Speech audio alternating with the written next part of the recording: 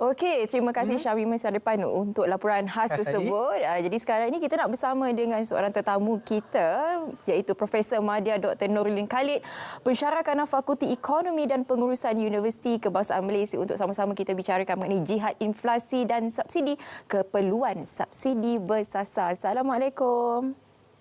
Waalaikumsalam warahmatullahi wabarakatuh. Doktor, kita boleh mulakan dengan situasi inflasi yang berlaku. Peningkatan inflasi telah pun berlaku di Malaysia. Kita sekarang nilainya 2.8%. Tetapi kalau kita lihat di negara luar, contohnya di Amerika Syarikat juga naik. Dalam sejarah paling tinggi sekarang 9% di Amerika Syarikat. Dan juga ini adalah kesan daripada peralihan daripada ekonomi ke arah satu bentuk ekonomi pemulihan daripada pandemik COVID-19. Berdasarkan situasi inflasi yang meningkat di seluruh dunia ini, apakah pandangan doktor mengenai perkara ini?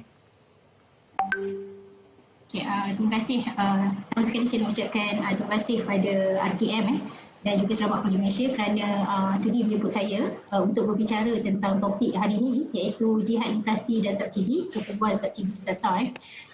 Ya betul, saya setuju dengan Encik Ridwan tadi. Pertama sekali dari sudut kadar inflasi, tekanan inflasi pada tahun 2022 ini merupakan satu fenomena global yang mana selaras dengan kenaikan harga minyak mentah dunia, Brent yang kekal melebihi USD 100 setong semenjak Mac 2022.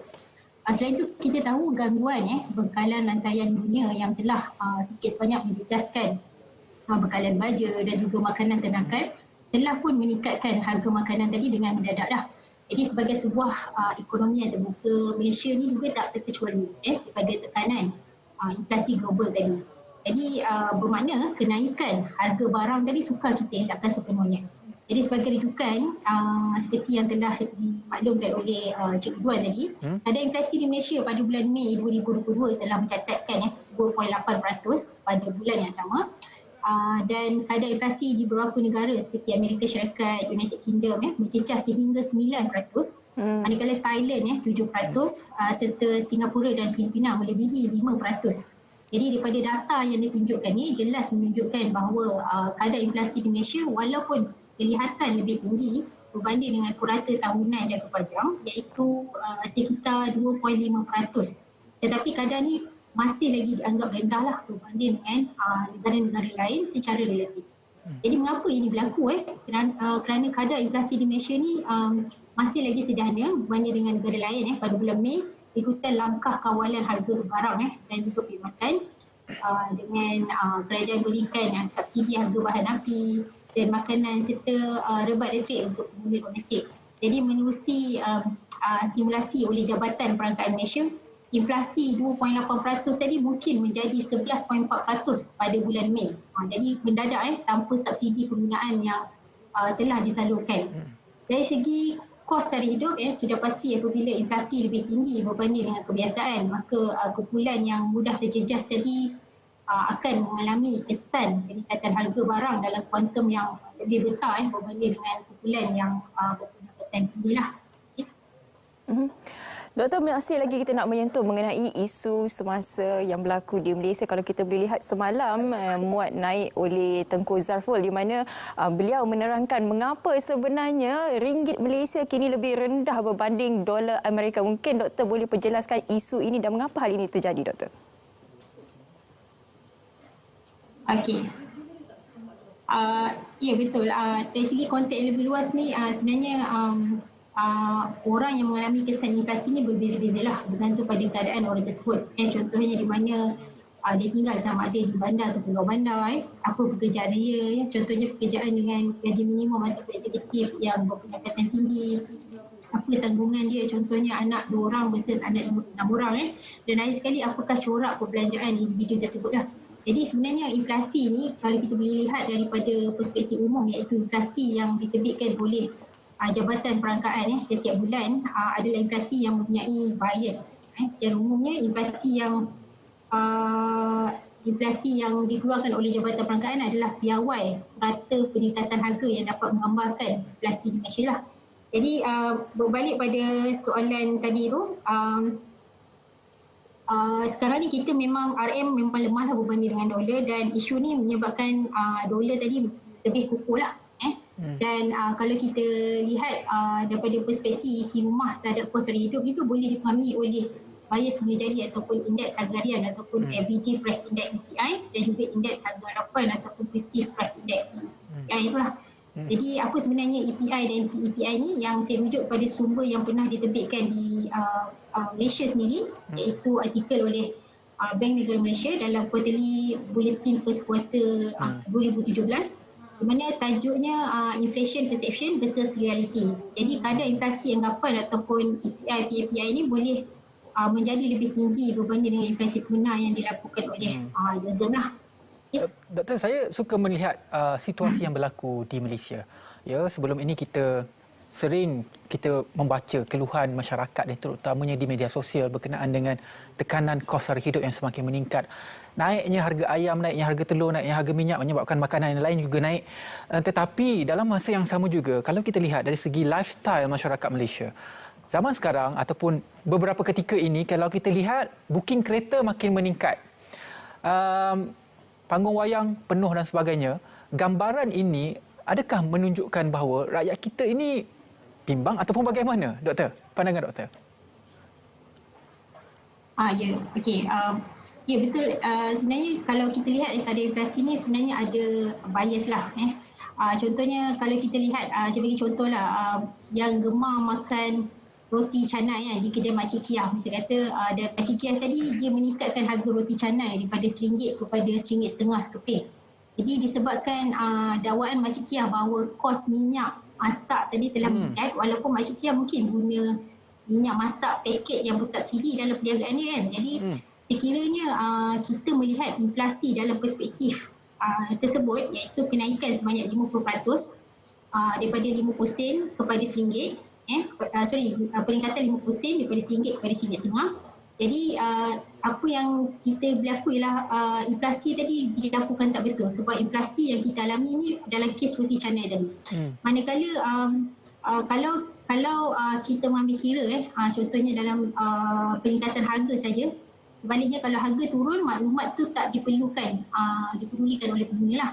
Sebagai contoh, Pakcik Hafiz dekat Sabah mungkin tak tahu juga tentang langkah kerajaan dalam mengekalkan harga minyak petrol RON 95 pada harga RM2.05 dan diesel pada harga RM2.15 per liter.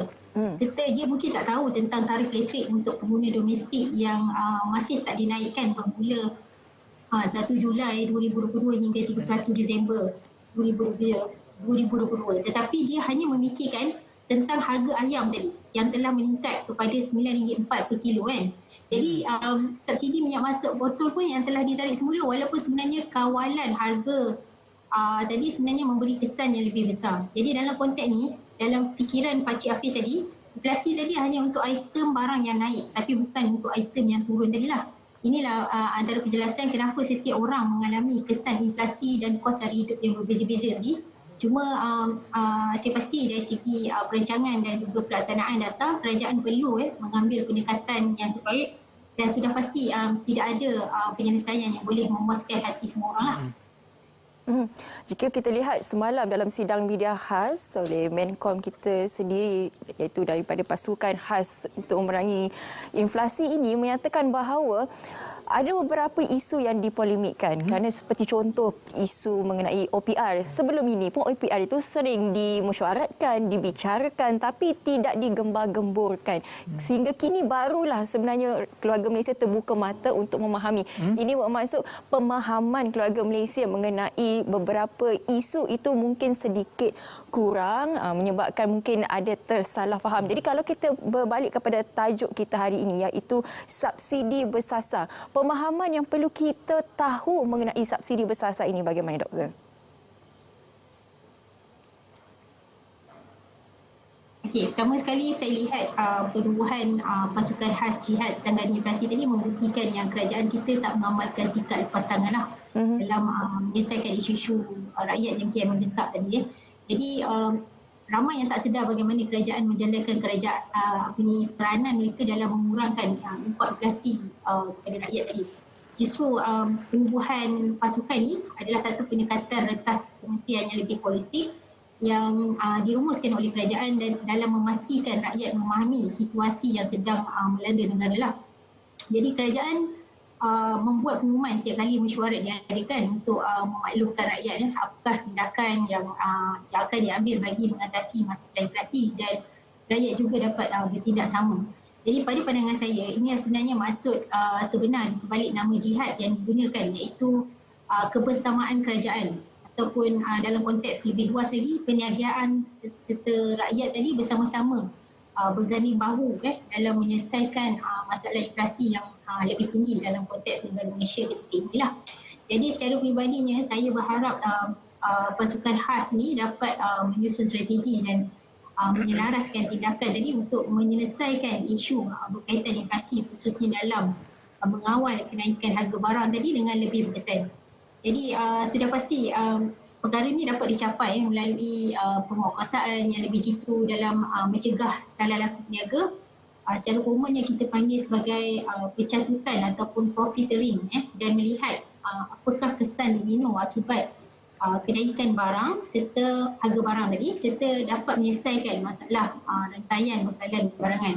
Jadi seperti yang kita sedia maklum, terdapat beberapa laporan di akhbar utama misal kata yang menyatakan bahawa minyak masak paket bersubsidi itu dijual dengan luas di sepadan negara. Jadi bagaimana ini boleh berlaku Jadi selain itu Yang Amat Berhormat pun Perdana Menteri juga semasa sesi Dewan Rakyat pada minggu lepas menyatakan bahawa minyak masak paket bersubsidi adalah untuk kegunaan isi rumah.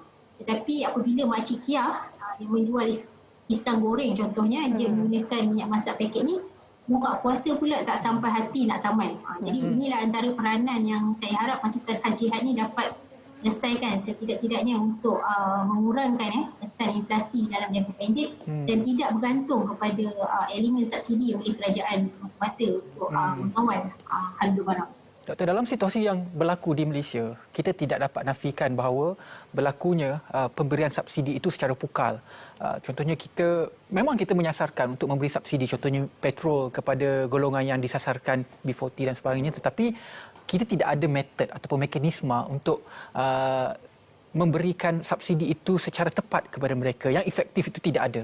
Apa cadangan doktor untuk kita memberikan subsidi ini betul-betul tepat dan tersasar kepada golongan yang memerlukan, contohnya golongan B40 ini? Isu subsidi ni sebenarnya dah berpuluh tahun dah kita bincangkan dan mungkin dalam keadaan sekarang pada saya pendekatan subsidi pukal ni dah tak sesuai dilaksanakan.